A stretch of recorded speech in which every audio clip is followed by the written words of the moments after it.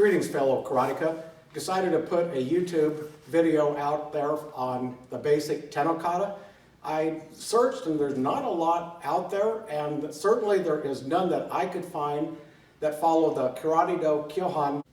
If there is something out there, my apologies for not finding it and not giving due credit to whomever placed it out there. And this is not going to be an instructional video on how to perform the individual blocks and punches. There's plenty of things on the YouTube out there by Sensei John Liggett, Hansei Ricardo Llewellyn, Rick Houghton, and others. This is basically just going to show how to do the No Kata as prescribed by the master text. This is much different than what I've learned back in 1974, so it was a paradigm break for me.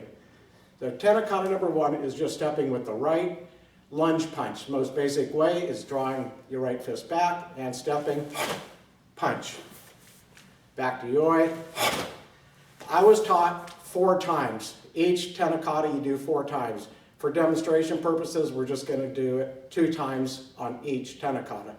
No Kata number 2 is lunge punch face, drawing back, stepping the face. This is probably no different than how you were taught. Number 3 is Yakuzuki, opposite punch, always starting punching with the right first. Number 4, same thing, punching face. Here's where things really differentiate. I was originally taught number 5, doing Gedan Barai, low block, and a kibidachi, shifting into a forward stance. The master text prescribes stepping back into a furudachi. Some people call it sochin, some people call it immovable stance. Stepping back in a 45-degree angle in the sochin and punching in the same angle. Notice I'm not punching straight, I'm punching the same angle that I move back in. Other side. Number 6 is the same thing inside forearm block, stepping back in a sochin, punching out of the same stance. Number 7, again, much different than what I learned years ago. I was taught stepping back into a back stance, knife hand block, shifting into a front stance, spear hand attack. According to the master text, he in fact goes into a back stance, but shifts into the sochin stance on the strike. That I've only been doing for about a month, and it still feels awkward to me.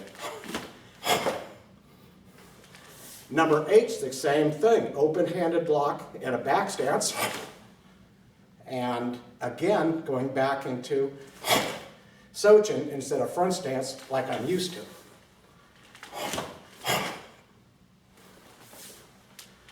Number 9 is high block, the block and the punch, stepping back in a 45-degree angle, the same as 5 and 6.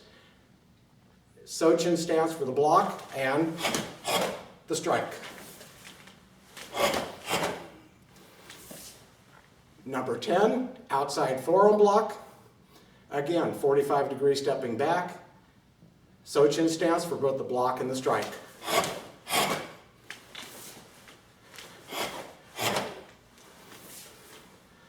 And that's my demonstration, and for you purists, I hope this helps in your future training who want to stay with the Funakoshi way.